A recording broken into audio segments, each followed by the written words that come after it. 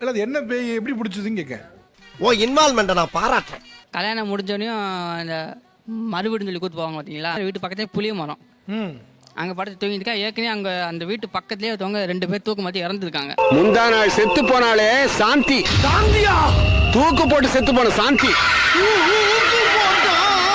ரைட்டுன்னு சொல்லி அங்கே ஒரு 2 மொத்த உடம்புல வந்து 15 பேய் வந்து அடிச்சு வரத்துனது. என்னடா சொல்ற? ஒரு ஆள் 2 ஆள் 47 பேர்த்த தூக்கி போட்டு மிதிச்சிருக்கேன். 47 பேரை தூக்கி போட்டு மிதிச்சிருக்கீங்களா? எங்க அம்மா உடம்பு வச்சா?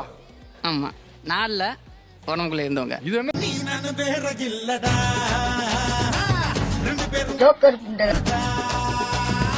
எங்க அம்மாவை காத்த கடிச்சு துப்பி இருக்கேன். காதை கடிச்சா?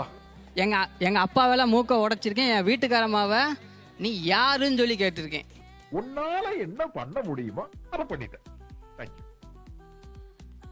நான் உண்மைன்னு சொல்லி ப்ரூவ் பண்ணிருக்கேன். இங்க இருக்கிறவங்க ஒரு 4 பேர் என் கூட ஒரு 2 நாளைக்கு வந்து தங்க சொல்லுங்க. ஐயோ உள்ள உண்டியல் சத்தம் கேக்குதே.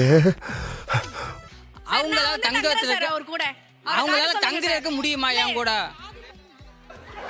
இதாண்டா மாட்டினா மொத்தமா மாட்டுவானுங்க, இல்லாட்டி ஒருத்தனும் சிக்க மாட்டான்.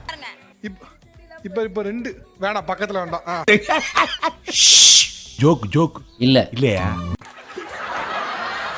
அவர் பேய்க்கே சிரிப்பு அடக்க முடியல, கையெல்லாம் வச்சிருக்குது நம்ம.